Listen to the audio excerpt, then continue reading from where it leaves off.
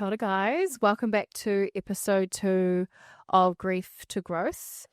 This episode, we're going to talk a little bit more about my upbringing, who I was as a teenager, and the Paigey that shaped the woman that I am today. What's that little chuckle, Janie? They'll know chuckling after we talk. No. Yes, but this episode is just more talking about my upbringing and me being a young mama, as well as being a single mama, my nursing, and moving into meeting the beautiful Sean Wainui, my hubby. So I thought we could sort of dive into that, and I think it gives a good idea about our love story and why I fell so madly in love with this beautiful man. Mm-hmm. So yes. Cool. So you want to start with your teenagehood? What were you? Who were you? What were you doing? I'm only just going to briefly talk about it, but I was probably the rebellious kid out of the four of them. I was the black sheep of the whānau. Mum and Dad there was always a whānau meeting. I swear there was always Paige. Don't you miss the whānau meeting? We still have them. With Paige. Actually, we still have them. And now it's about trauma and how we're going to help and support Paige. Delicately ask you, hey Paige, if it's good with you, we're just going to have a family meeting about you. But we don't want to step on any toes. Just if it's good with you, you come. You come out of your room. Sorry about Yeah. Twilight, and you come out and we need to talk. It was always about, come to the room. We're having a whānau meeting. I wasn't a naughty kid. I wasn't a rebellious kid. You were. I was more making mistakes and having to learn through them. And I think that's been like the story of my life. You'd push the boundaries. That's it. Oh my God, Tay, you said that damn perfect. Yeah. Yeah, I think before I talk, you guys might want to just take a leaf out of my note. Oh, damn. Yeah, I think the Paigey growing up always loved to push the boundaries, and I never liked. I was like, no one picked up on. He finally picked up on it. No, I just made a silly So joke. I just hope you guys take a leaf out of my note. Just make sure you guys take a leaf out of my note. Oh. Yeah, obviously that's just a joke. It's inside joke. Yeah. Anyway, moving on. Sorry. But yeah, I was always having to learn through mistakes, and I think that's no regrets because that's just shaped the woman that I am today. And that's why I say I meet with trauma, I move through, I teach, and I think that's just it just happens to be that's the journey that I'm on. And Paigey always loved a challenge, and I always liked to push the boundaries, and just not necessarily always a bad thing, push the boundaries as I wanted to grow and excel, and I wanted always more for my life. And so I went to Wellington Girls College, absolutely loved it. I had awesome group of mates there. We had quite a big group of girls and loved my college years. I played netball, and at a tournament I got poached for a school called Tutoa, which is now called Ngā Manukura. And this school was run by Nathan, Yvette and Ra Jury, the son of Sir Mason Jury. And this school changed my life. This is the school that I used to go to nationals and look at them in just an absolute awe. They were the team that were just flawless. They just radiated what it meant to be Māori and, successful. Just everything to their physique, the way they held themselves. I wanted to be like that. That was the type of, woman I wanted to grow into. And so when I got asked to trial, it was like, oh my gosh, this is amazing. So I trialed and I got in, and I ended up boarding. Changed my life. It taught me so much about mental strength, conditioning, fitness, well-being, and I think that stemmed a lot into why I love my fitness and health. The school taught me to push me to the point, my mind, my body, far beyond what I thought I was capable of. It was a school that would excel not only in sport but in academics, in your tikanga Māori and nutrition. It was just all round. But I guess towards the end of the year, I came back home for the summer. And everyone's partying, everyone's having fun, and I'm just like, like I wanted to do that. And with tutor, it was strict. That's why it was such an incredible school to be at. I chose to come back to Wellington Girls for my year 13 year. And again, no regrets, because if I hadn't have come back, I wouldn't have met Arahia's papa, Pakai. Again, it was that puppy love. At the time, though, I thought it was real love. At that age, I was 17. And I think you look for something that your parents had. My parents are still together to this day, and they were together since they were 15, and they showed what, a long-standing love looked like. I wanted the white picket fence, and I thought it was that. But I guess when you're young, you don't know any different. But he was incredible at rugby, very social. There were some really great qualities which made me attracted to him. And party. He was life of the party. Yeah. He was life of the party. Yeah. And you draw to that. Yeah. Because you are too. So grateful to have met Pakai Ture, because he gave me my beautiful Arahia. And I wouldn't be where I am today without her. Despite all the struggles and the hardships that we had to face, I went through that so that I could be the wahine that I am today. And navigating life as a solo mama is hard at any age. But navigating it when you're still actually learning who you are young, you don't know as much about the world as you do now. We're obviously together for a year, but then when I was hapu, we decided to go our separate ways. And that was really traumatic for me, being so young and hapu. And I think when you look at your friends that are partying and you're at home hapu, pregnant and going through a breakup, you already got body changes happening, feeling so self-conscious about, everything. And your confidence is just shattered because the realization hits that you're going to do this on your own, and you didn't imagine that to happen. But it is for the best for both of us and for Arahia in the long run. And the thing with Arahia is she was never going to go without, because she had so much love around her, so much support. And from the day dot, no matter what happened with me and Pakai Ture, his whānau were incredible about wrapping their arms around both of us to support us as young parents. And I think that was the main thing. They were doing everything they could to support Pakai Ture, and my whānau were doing everything they could to support me in order to do what's best for Arahia.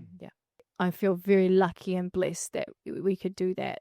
And the one thing I'm so grateful for Pakai Ture is not only for my beautiful daughter Arahia, but his beautiful whānau. Koropahia, Nani Tam, Nigella, Mari, Taikarera, Tia, Regan, Tawana as well. Her other mama, Ripika, and her brother Hawaiki and the Reti Manu whānau, who have been, as you guys know, a big part of Arahia's life for the past 11 years.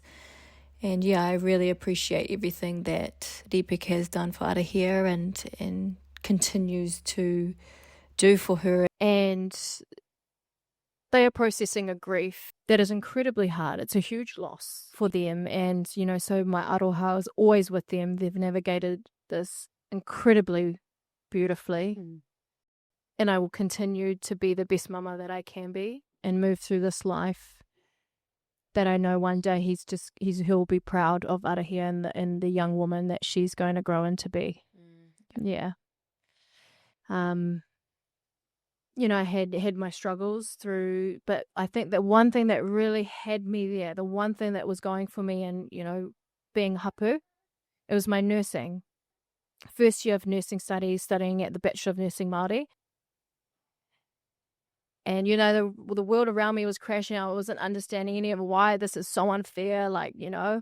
This wasn't meant to be. But the one thing that kept me going every day was getting up and going to my studies, going to uni. Sometimes when you're going through really tough times like that, the hardest thing is get up and go to mahi or do something, but actually it can be the best thing for you in the long term, because you're not stuck at home, feeling like, gave you a purpose. And I was surrounded by amazing woman that could support me through that, as well as Thank being at home. Yeah, and then I studied my first year of nursing, and then I was having contractions in my last exam and passed that exam. And then the next day I gave birth to Arahia. And since then it's been a beautiful journey of raising a beautiful young girl who was so cheeky and vibrant. And I always said I'm going to go straight back into nursing. No, I've got to nail this, because I was just so in mahi mode. I'm like, no, I want to set us up for the future, because it was really scary for me being a young solo mama on the benefit. That's not where I wanted to be. I didn't want to be a statistic. I didn't want to rely on the government long term. That wasn't where I wanted to be, but it served a purpose. And that's why I say it is there for a reason.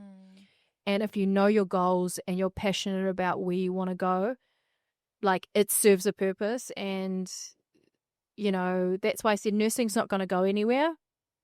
I decided to take the year off and spend that time with her, because you can't get that first year back with your baby. It's my first baby. So decided to come back, and then I finished my nursing. And that was a journey. Like, Arahia was she was on childcare on the campus. So I would go over and I would breastfeed. I'd go over and breastfeed. Mum and my siblings would help out, not Nico, with picking up Arahia from daycare. And This is because I was young. Okay, I would help if I could. he can drive. But yeah, like, that's why I say your whānau, your biggest support for me personally, because I got through a lot of the time it was because of my family's support. Because as nursing, you have to do a lot of placements and you have to travel a bit too. So I was really grateful that I smashed my studies, finished, graduated, and then got on the NEPU program. And then I moved into my dream job. Like, it was my first choice of becoming a theatre nurse. I loved the challenge. Yeah. You thrive in those environments. Yeah. And I loved the unpredictability of it too, as well as like the routine and structure and the OCD and the perfectionism, the OCD, like, just loved it. It was really cool. And it opened my eyes up to so much. I learned to get along with people from all walks of life, and different hierarchies as well. But it didn't feel like that when theatres I worked in. Everyone was really awesome, and I encourage anyone who wants to get into theatre, like, to definitely, go for it. And do you guys have anything to add from like that point of view? I don't know, like, It was a long time ago. it was. I think A lot happened since then. So Just gonna. I was trying to think Wreck back, and I was like, brain. oh, well, that was actually like a lifetime ago. Like, it just doesn't even seem. It does. It feels. It feels so long ago. It just feels like a different time. Different time. But I guess, like, navigating as a young solo mama, and I'm not here trying to glorify being a young mama either. Like, I'm not saying that should be your goal, but I think, especially when I told mum and dad about that I was pregnant, they were like, they were not. They were definitely not like. They're more like, oh, it's Paige. happy. Oh, they. Paige. Of course it's Paige. Who else would it be? Yeah, they weren't thrilled. No. I think they were just more sad. That Oh, they took you to the room. They took you to the room. They took it to the room. A room again. Whānau Oh, we need a whānau meeting at the Whānau room. meeting. And old Paige. Whānau meeting. Let me tell you. Yeah, so a long time ago. No. Yeah.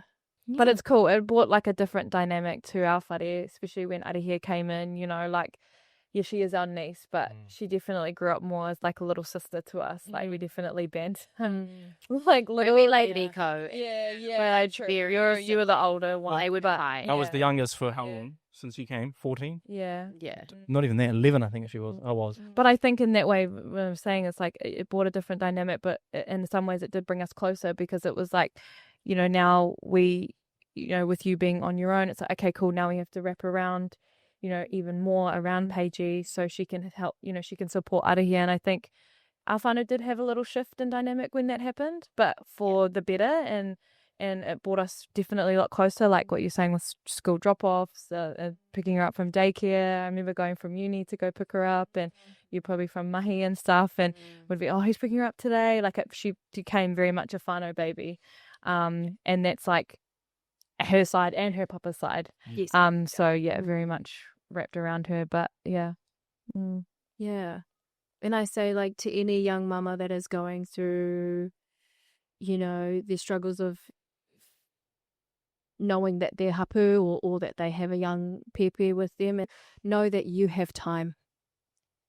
You do have time, and you don't get that time back with your baby. So it's very easy to go on social media, especially nowadays, to see, women thriving or men absolutely just killing the game, and that's all and well, but just know that when it comes to your pepe, that you can't get that time back, and it's so precious, and you've got time to be able to figure out what you want to do, because it will come, and that your life isn't over, because I was going through a lot in my life at the time where I thought my life's over. This is the end, like I can't, this is what it's going to be like, and little did I know.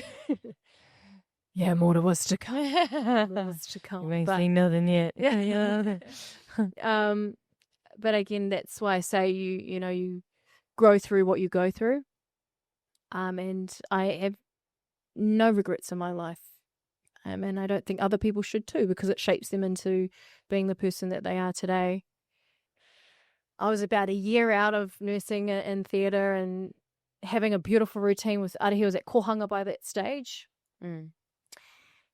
And then I booked a trip up with some friends up to Auckland to watch a concert at J. Cole. And little did I know that I would meet the love of my life that night.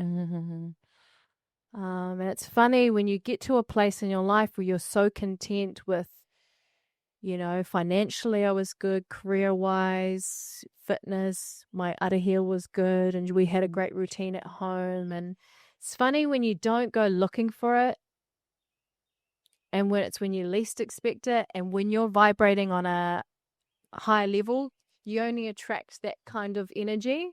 And it's not until really now that I really reflect back on that actually it's true. It was when I was not looking for it, feeling the best that I possibly could at that stage, and he caught me off guard. And yeah, what was a kiruru flying past? Oh, I remember I remember getting the message from you that the day after on Instagram. Like, I was trying to find it the other day, but it was like, I met someone. I was like, what? What do you mean you met someone? Because she never sends us messages like that. I was like, what do you mean? She's like, yeah, nah, I've met him. And I'm like, oh my gosh, it was buzzy as, and that just always ingrained in me. Yeah, from when I remember when she sent me that. Yeah, it was a great time. She actually came to my house where I was living. Yeah, and she got off the airplane and she had a huge debrief about him. Yeah, so on that fact page, how did you meet Sean? In this Auckland bar of mystery, with this tall reggae man, Rastafari man in the bar. Yeah, well, yeah. Yeah, so I was going out the night before the concert with a couple of friends, and again, I'm not aware of the bars in Auckland, but my friends did, so I just went along with them, and we're in Takapuna. I think it was called Stella Bar. I think he kept saying the bar that we met at, but I think it was Stella Bar, but it's not the bar anymore. It's closed down. And when I walked into the bar, me and my friend were standing there about to order some drinks, and this bartender comes out of nowhere and hands me these 2 drinks. And I'm like, looked up and I was like, oh, no, I didn't order these. And he goes, yeah, I know. I was like, what do you mean? He goes, you see that guy over there? I was like, yeah. And he goes, he bought them for you. And, as I turned back to him, there's this tall, handsome, dreadlock rasta, cheeky Māori boy smirking at me. He grabbed his 2 drinks, winked at me, and walked away. And I was thinking, oh my gosh, this cheeky Māori boy. But I loved it because it was confident but not cocky. It was, and it was almost like, yeah, I can buy you a drink and walk away. And I'm like, I like that. And then I was like, okay. And then we had bumped into each other on the way back from the bathroom, and it was sort of like our first interaction. And I think when I met him, there was just like this aura that he gave off. Like when he was talking to me, he'd look at me and it was like people were trying to get his attention, and it was just like he was just locked in, to me, and just his whole body was faced towards me, and I just knew he had a very safe and alluring presence about him. And the one thing that I loved when I met him is just so cheeky and funny. Like he just naturally was just this light, and you could see it. Now knowing Sean how I know him now and over the years, people would gravitate towards him, and that was like at the night out in the bar. Like he just carried this light about him. Whether he realized it or not, he just illuminated this lovely energy. And that's why I think strangers would come up to him and just, want to talk to him. That's very special. Mm. And it's very rare. And I felt that from the night that I met him. I just remember he was just so cheeky. He was just handsome, this chiseled, big Māori boy, 6'3". I was 6'3". Enough said. Big, tall, just everything that I could have, imagined physically. And no, not just that. But I think, when you think I love at first sight, 100%. 100%. And I think we both felt that from the get-go. And I know, So that was your first impressions of him. What was your first impressions? What were you, 14? Yeah, 14 at the time. I think the first... I was like, who are you asking? Oh, you're asking me, Joe. Well, obviously not you. You weren't 14 when you met Sean. Yeah, exactly. What's going on? Oh, yeah, Dave, wait your turn. I think this is a really important question. But I think the first time we met him was in Wellington. He came down, and this is when Paige and him were pretty established. They were going out at the time. I hadn't have heard of him. I think you guys would have, because you guys are always the sisters. You get the tea before any of us, so you must have known. And yeah, we met him in Wellington, and I didn't know what to expect at first, because I, as you said, I didn't really watch rugby. Or young, well, yeah, maybe the All Blacks, but I didn't really know up and coming. But yeah, got into the restaurant.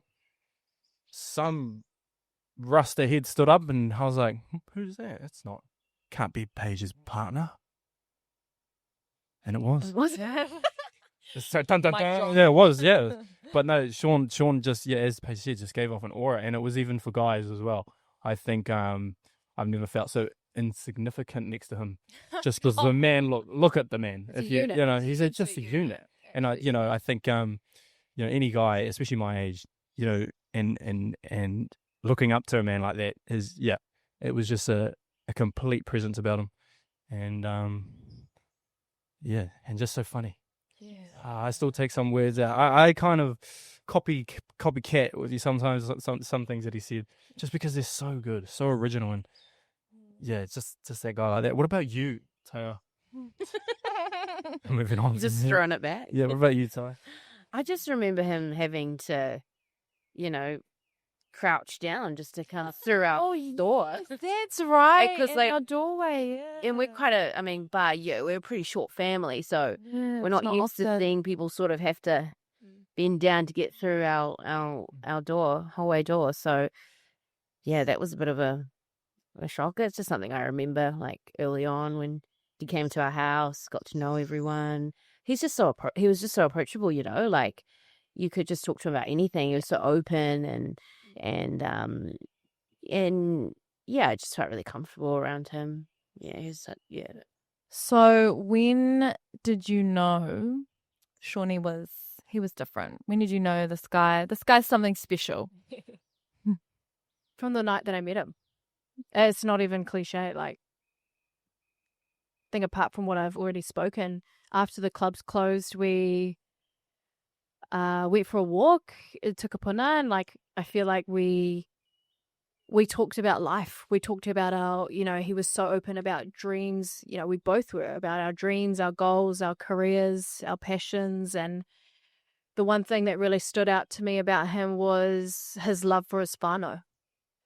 His brothers, Gareth and Lukey, and his sisters, Whitney and Carla, and also his nephews at the time. He showed, he was just stoked to be an uncle, and I love that he was really passionate about connecting with, his nephews and kids, because that was deeply important to me, because I have my girl, and also his love for his beautiful parents. Like, he adored his mum, and he looked up to his dad in a way who's so much strength that he drew from his dad. And I love that about him, that his whānau meant everything to him as well as mine. So we connected so deeply on that level. But I think what really stood out to me that night, and the reason why I knew he was different, he was just so open about his past, and he was so open about who he was.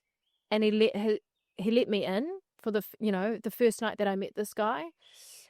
And that was so refreshing to me, because I had felt that I'd put all my walls up, and I kept my guard up. And this guy was shocking me in terms of just like being open, but also very much in his masculinity. But he could also be quite open, and that was so refreshing to me.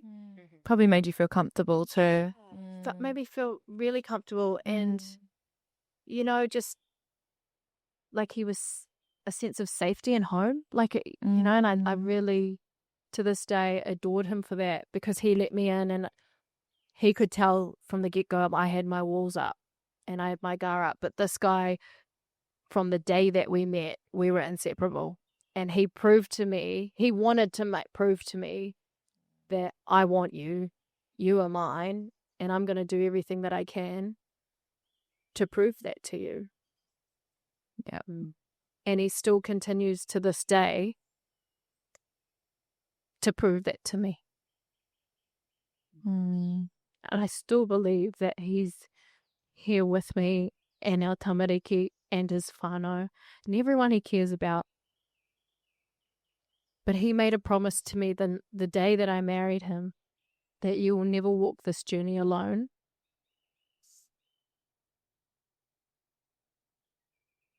And he's continued to fulfill that wholeheartedly. And all I want to do is make him proud.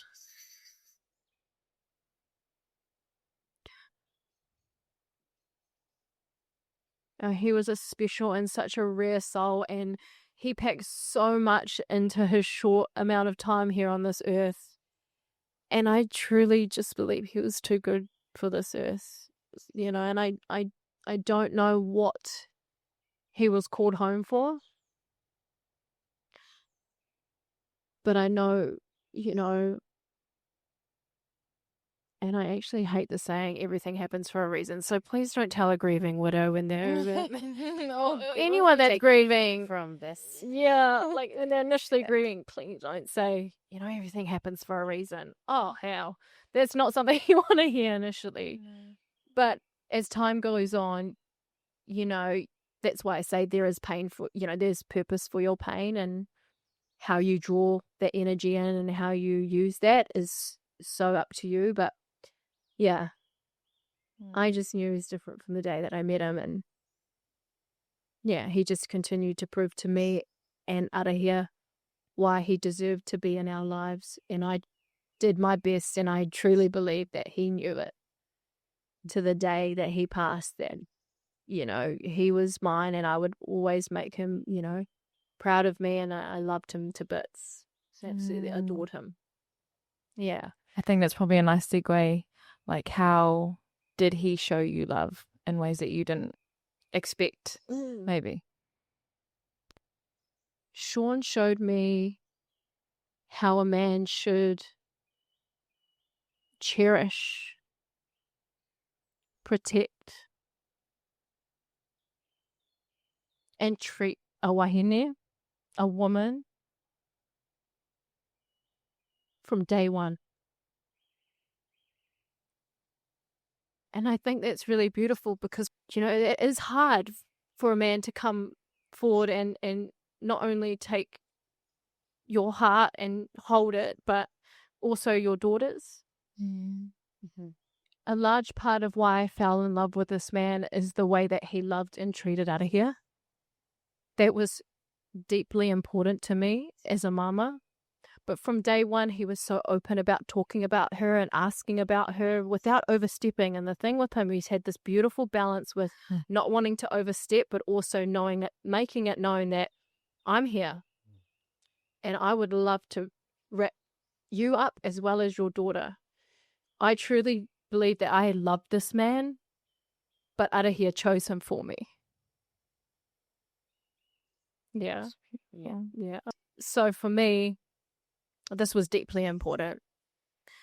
And I had my guard up. I was trying to protect my heart and Arahia's. Even though I was young, I never wanted men to be coming in and out. Like that was very big for me, but I don't think my whānau would even allow that. But I was very firm about the next man that meets my daughter would have to be the right man. Or the one that would protect and could hold our trust. And he showed me a level of trust I never thought that I was capable of finding. He showed me a level of love that I never thought I was deserving of. And he's just such a beautiful, beautiful soul. And I miss him so, so much. And it's been 4 years. And I will continue to cry for him. And I will continue to love him and keep his memory and his legacy alive, because I truly believe that he touched so many people here on this earth. You know, not only through rugby, but I'm also grateful that they gave him those opportunities to live out his passions and careers. And I always knew that he wanted to, life after rugby was about giving back to the rangatahi, and he felt his calling was definitely working with our troubled youth and, you know, having he had a bit of a tough upbringing as well, and his own experiences and traumas in a way where, you know, I think we all do. I think we all go through life, and he harnessed that and really made good of his situation. And, you know, and I think he wanted other kids to know that no matter what background you come from, you can make something of yourself and you can go for it, you know? And with Shawnee, like, he was bionic. Like, this guy was incredible at fitness. And he was just so mahi mode. Like, I've never met anyone like him. You know, his body was his mahi, but he maybe not the fittest, but he had a mental switch that was unlike anything I've seen. Like, he could not be at his fittest and finish like third in Bronco. Like, he's unfit. He's come back from, you know, summer, although he does the mahi. Not at his fittest, but he's like up there next to the, would you say halfbacks? Are they halfback? Are they the fittest? Like, Burr and Damo and stuff. Yeah. He's fit, man. Really fit. And he's a unit too. So, like, that was, yeah. Yeah. Oh, he locked in. Yeah. He was, one thing he lacked at basketball. I don't know what that was about, but can I just go on a story here really quickly? I just want to tell him, you know, we met Sean, he came to our house, we were in Wellington at the time, we went to the school, and our big thing... It was a couple months in. We knew him pretty well here, we knew a good amount about him. Rugby player, amazing, insane. Even golfer, he was amazing, he was good at it, but just good at picking up things. And anyways, as a family, we used to go down to the school and play basketball, and this was all of us. And Sean came down, Grayson was there, and Dad and all that, and we were like, okay, let's play 3-on-3s. Mean. Pick the team. And I think me or Jade, either one of us. Yeah. And you picked me. I was like, oh, thanks. Mean. And then I was like, Sean. Of course, look, Sean. 6'3". Look at the man. Insane. He's on. Jade was like, yeah. Sean. And I thought, oh my God, we can go to the NBA. We cracked it. We cracked the code here. This man is insane. Here we go. First position. No, it was like it was like that scene from The Office when they're playing basketball, and he gets Stanley in the team thinking he was gonna be the best player. They check the ball. They check the ball. Dad checks it, and we're here like, oh my God, here we go. Here he goes. Yeah. He grabs it and runs like it's a rugby ball in his hands. Man's got strides. And then 1, 2, looks around. Man's like, he looks like he's just really agitated. He's looking like, oh my God, who's going to hit me, you know? He was so gummy. He passed it. It was a rugby pass. He couldn't normally chest pass. It wasn't a chest pass. And he's like flicking as his ears. Me and Nico sitting there looking at each other. What the fuck Oh. going We were all on on? the ground like dying. Like, I was and he's gutted. like, what? And we were all like, couldn't breathe. Like, His shots, like, just ear. follow through was there, but Oh. opposite or direct. It was. I love Sean because he still gave it a damn good bloody go. He was so competitive. He was so competitive that didn't matter. He knew he wasn't the best, but man, he wasn't going to show you that. He was going to just keep coming at you, and that's what I love about that. Oh, 100%. Yeah, no. He was so competitive. That's it. So competitive. Everything was a competition. Yeah. And like, it doesn't matter if you're like 5 years old or like 50 years old. He's like, I'm beating you. He's like, and it was so cool though. I think it's so healthy to have in a relationship because it makes the relationship quite fun and bubbly and also with connections and building with, in-laws and even his own brothers and sisters. Like he loved that, and that was such you just knew that you're in for a good time with him. It wasn't just like rock on, like, yeah, we'll just give it a go. Like, no, he was like, yeah. No. Woo. Yeah. It was so, He was made it a lot more fun. full of life. Yeah. Just gave us all the game. Yeah, bring the energy. Bring the always. Yeah. You always knew, like, when we were coming down, it's like, yes, because it's just, Yeah. you just wanted me, it was for him. We're like, everyone loved it. Yeah, you literally. We'd always plan to do things, bowling, Yeah. make it like a tournament, and then we'd play games and stuff. Oh, we always played games. Yeah, any time to bring our Games. competitive sides out. And Shawnee bought that. That was cool. We haven't really done that since. We have not. No, we need to That's do a cool. partner family home, but it's not the I same. think it's just triggering now that we just say, oh, basketball, bad. Rugby, Who wants rugby anymore? Just because it's like, yeah. But yeah, love that from Shawnee. Yeah. Well, I guess like now that we're on the topic, so what was everyday life like with you and Shawnee? How was your, life together? Yeah, well, I think before we moved in together, we obviously did long distance. And I think that it was so amazing for us because we were living out our own careers and passions and dreams. And so when we would come together, like after mahi that night, it was something to look forward to, like the FaceTime and the beauty of FaceTime, right? And I think that built us a level of trust, a communication. Just we learned so much about each other, even though we physically weren't in each other's presence all the time. I think it's so rewarding that because I wanted to fill my own cup up first so that he could overflow it, and that I could, I don't need a man to come in and go, come on, give me love, because I was finding that through, my career and my daughter. And then he was just coming and just overflowing it to another level. And long distance really taught us, that it does make the heart grow fonder.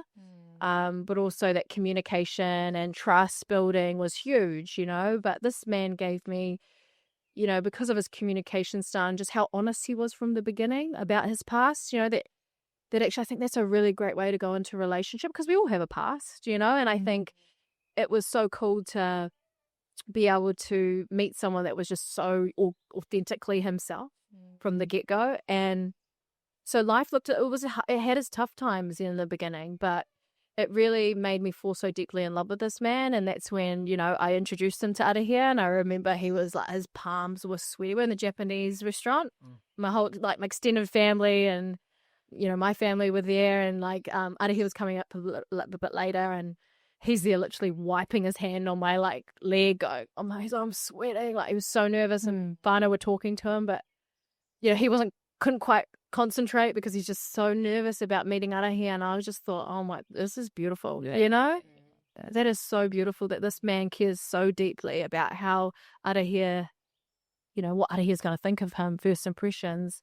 I knew he has such a good soul. He had such a good heart. And I thought this man isn't going to come in and have bad intentions for us. And And when she came up, she just gravitated towards him. And I introduced Shawnee as Mummy's friend. And, and from there, like, their relationship just blossomed. And she was climbing all over him, like, that was so cute. And I just couldn't stop smiling. And he was so relieved to have met her, and that, she absolutely adored him. Absolutely adored him. I couldn't compete with Shawnee. And he was so great with kids. Yeah. He was so great with kids. He always gave kids the time of day, whether they were kids who loved following him through rugby or, his own nephews and nieces. And he just adored kids and wanted to show them a level of respect and aroha that, he did as a kid. So I think, like, when I go back to the question, dive in there, but we're coming back. That's what early life looked like for us. But then when we moved in together and I was happy with Kawariki, it was the most magical time. And again, we were like a lot of flying, a lot of car trips.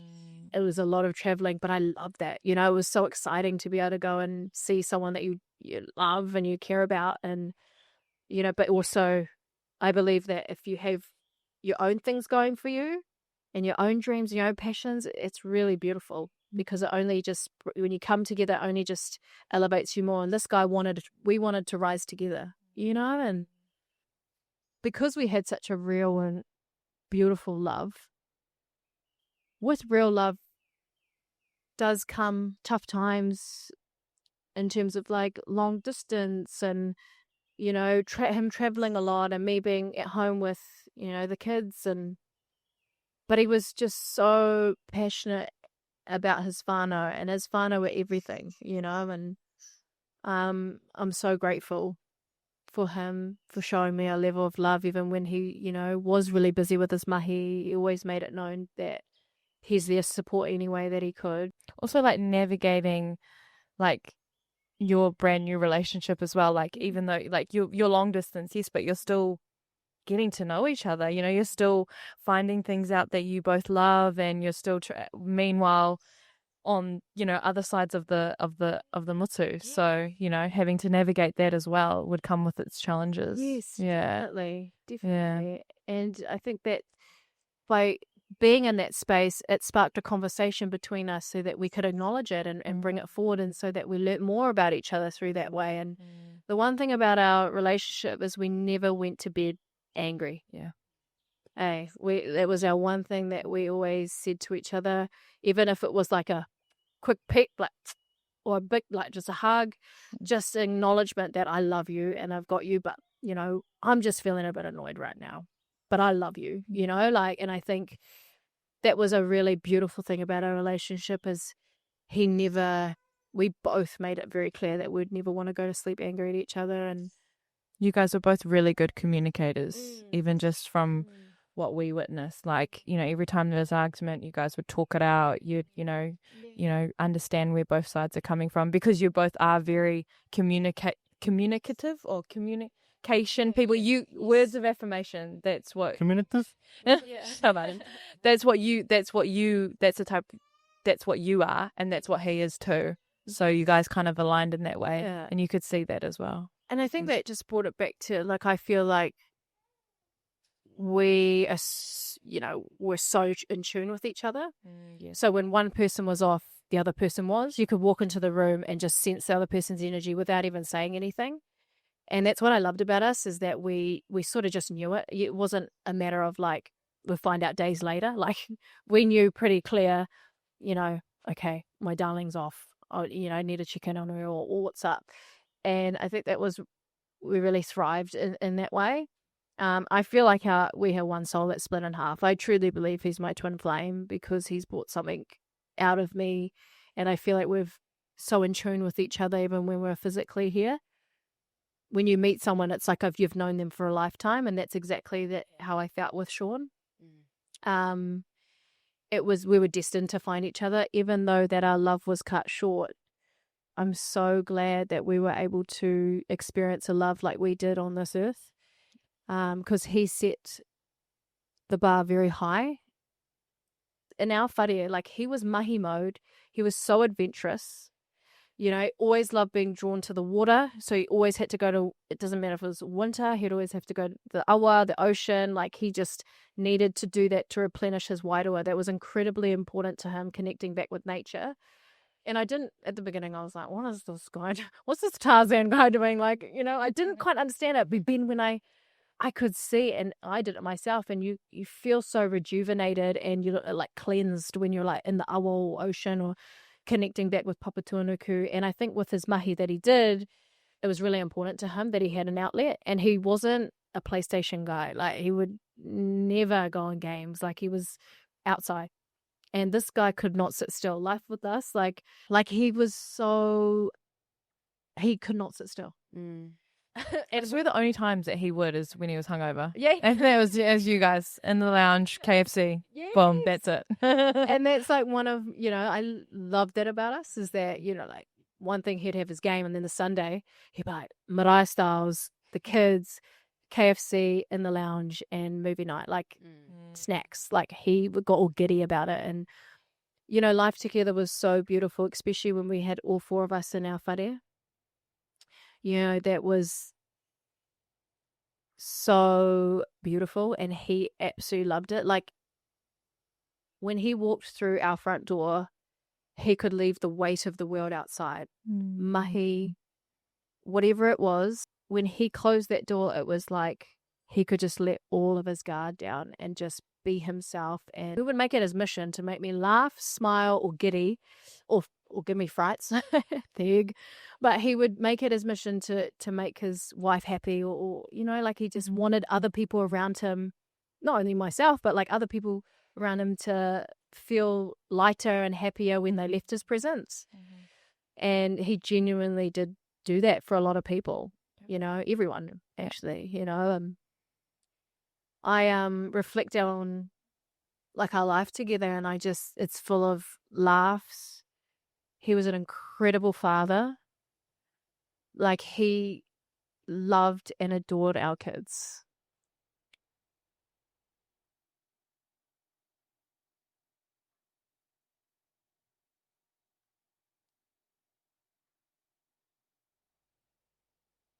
You know, even though Arahia wasn't biologically his, she's mine. And I'm going to wrap her around my arms like she's my own. And he always said to me, like, because I fell in love with Arahia, that made me want to become a dad, you know, to my own child. And my kids absolutely adored him.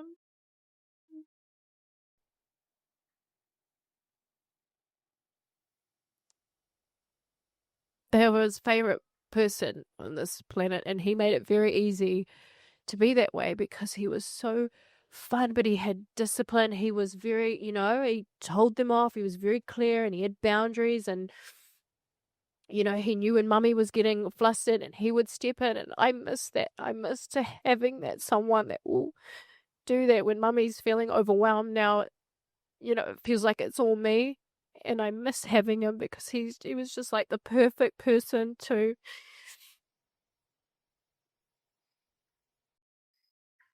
be able to just sweep in and like, I got this, babe. You go, you have your time. And I do find, especially this year, there's been times where I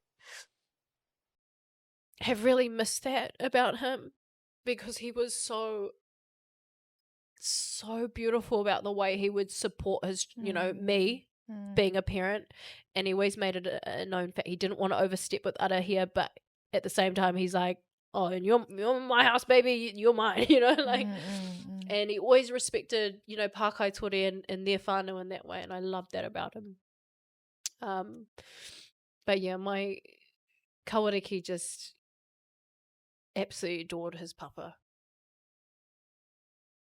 that was his dad. That was his world. Like, I've got this video of him. He's going out to training, and Kawaniki's literally following him around, still watching TV. But he's walking. Shawnee's walking forward. He's following him, and he's just still watching TV. He's like, I'm going. Where have you going? I don't know what you're doing, but I'm coming with. And he's like nearly 2, like waddling around, and I'm like, that was him. And you know, whenever Daddy was back, it was like, you know, no one existed when Daddy was home. Yeah, Like, he didn't want to know anyone. yeah. He was just zoned in on his dad. And then, you know, when Sean would go to rugby, sweet, now he has time for you.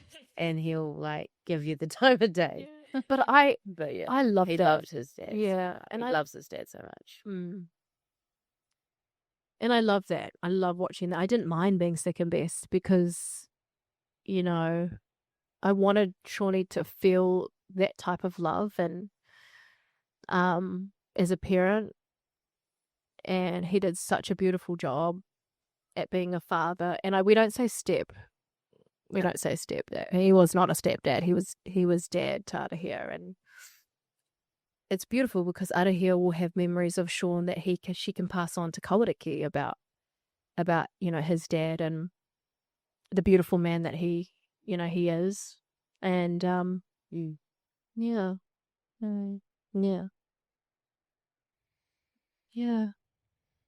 Miss him lots. But, you know,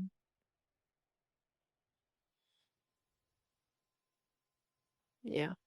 Well done, Paige. That's hard. Hmm. Hey, Yeah. relive those things again. You know, especially with the babies.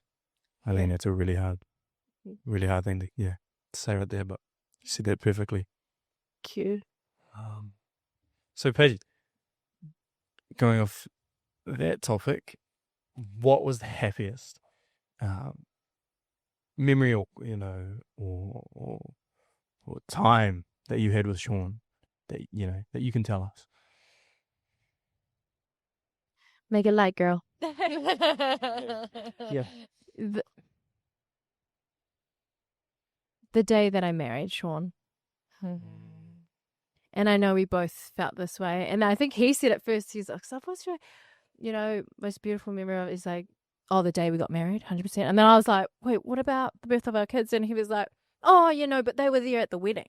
So you know, they were part of it. It's double whammy. You know, of course it was you know, highlight of my life. But marrying you and being around all the people that he loved and our babies there, like that was, you know, his happiest day of his life. And it was mine too, you know, and it's still to this day. But I think, you know, that day was so beautiful and so magical. And like, I never thought when I reflect back as a, you know, 17 and pregnant solo mama, you know, I think I never thought that I would be standing there and getting married to the, you know, the man of my dreams and someone who made me very, truly happy. But I think the aha moment for me, and one of my most happiest memories as well, I think it was more of an aha moment for me. Because, you know, having been, you know, 17 and pregnant and going through already quite a lot at a young age and thinking, you know, no one's going to love me. No one's going to love me and my daughter. Who's going to love me and my daughter? Who would want to take on that role, you know? Yeah, exactly. Who would want to take on that role? And it was during COVID and he was home. So he wasn't traveling overseas. Usually he's over Japan, Fiji, South Africa and Argy. Like he was home with us. And that's why I was so grateful he was in those moments. And I think with COVID, it really stripped it back to really what's important in life. And it was whānau and, you know, being that connection and rebuilding, you know, that love in the home. And we were so grateful. But I think it was my aha moment when I was in the kitchen and I could hear in the lounge the kids laughing and giggling and, you know, Kawariki just turned 1. He just started walking, but he's just giggling away, and Arahia's, you know, yelling, doing her thing. She's so out there, and you can hear Shawnee just giggling, going crazy. And I remember sitting there making the popcorn, getting all the snacks ready, and it was marae styles. And, you know, I remember walking in.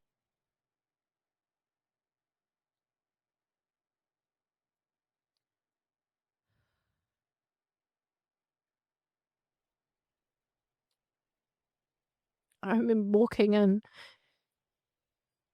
and just standing there with these snacks. And I remember looking in and, you know, my kids were so happy. And Shawnee's just like dancing and playing, and he's so happy, he's excited. We're about to watch a movie and then dancing to the intro song, and I'm just standing there going like this is what I dreamed of. This is right here is what I dreamed of. And it was in that moment that I realized it doesn't matter what's going on out there. It doesn't matter what you have, all the luxuries in life. It truly doesn't matter. It's literally my babies, my husband, the love in our home, the happiness. Like, it was just, you couldn't help but smile. But that was my aha moment, where not that I've made it, but essentially, hell yeah, like I've made it. Yeah. Mm. And I've found him. Yeah. Like, I found him, and what a blessing. Yeah. What a blessing this man has been. And yeah, that's my most happy memory. But it was yeah, it's really special when I can reflect back on those times, and because you know, it's a point where you're going through a lot of trauma and you a really lot of hard times in your life, and you can't think further ahead in the future, and you don't see that there may be light through the darkness, but there is more to life, and there's so much more happiness and memories to create. And you know, this is only temporary. The feeling that you're feeling now is just temporary. You know, yeah, it was really, really beautiful. But how nice is it to kind of unlock those memories and hold it close to you, and just always have them 100% there by your heart. Yeah. His favorite things: snacks, marae styles, movies, staying at home with the kids. But yeah, that's my happy memory. Give me some warning next time I ask you that question. Wow. It was, wow. Yeah, That's cool. yeah. Cool, baby. Sure. But yeah, I think that sort of sums up episode 2 Yeah. for grief to growth. I keep saying grief to strength. Maybe It'll catch on. It'll Grief catch to strong. on. Yeah. Grief But to then, like, enhance. say grief to growth. Grief to grow. Fast. Grief to growth. Grief Grief to growth. Grief to growth. Grief to growth. Yeah, it's harder. grief to grow. Yeah. Yeah. Grief to growth. That's what I know. Grief to grow. Right. But yeah, like, Yeah. do you guys want to add anything else to the korero? Absolutely not after that. What are we going to say? Yeah, we like snacks too. Yeah, but we like we like marae styles too. Favorite movie? Titanic. Right, come on, man. We'll leave it there. No, thanks for that, Paige. Beautiful korero. You know, and people are probably like, you're not letting your siblings speak. No, it's okay. They're here from. They're okay. They're here from us. and they're here. Absolutely fine. No, it's just your guys' sport. Your guys' support, and just being there. The presence of them's just giving me so much strength and support. So I really appreciate, you guys sitting with me on this one. You said this would be the light one too. I'm nearly went into tears like 3 times, and this was supposed to be the light one. I know. I didn't realize we needed to get the tissues yet. Yes, yeah. The next episode will be a tough one, but I think we'll visit that when we get back here. But I love and appreciate you guys being here and a part of this journey, because you know, it's taken 4 years to this point, as you guys know, but over the years, you know, what's given me and my baby's strength and Sean's whānau's strength is the love and support that has been wrapped around us from even, you know, not only friends and whānau, but strangers online. Like, You guys are just been so beautiful along this journey, and every message and every comment has helped, you know, in some way, shape, or form. And I want people to know that actually I do read them. I hear you, I feel you, I see you, and it makes such a difference in someone's healing journey to know that support is there. And I never want you guys to go unnoticed for that, because I have drawn a lot of strength from your messages, everything. So I really want to just do a shout out to everyone that's been along on this journey. To just thank you for all your aroha and support, because it means a lot to me and my whānau, and it's all love. It's all love. But yeah. Yeah. We'll see you guys in episode 3. Yay. Nice.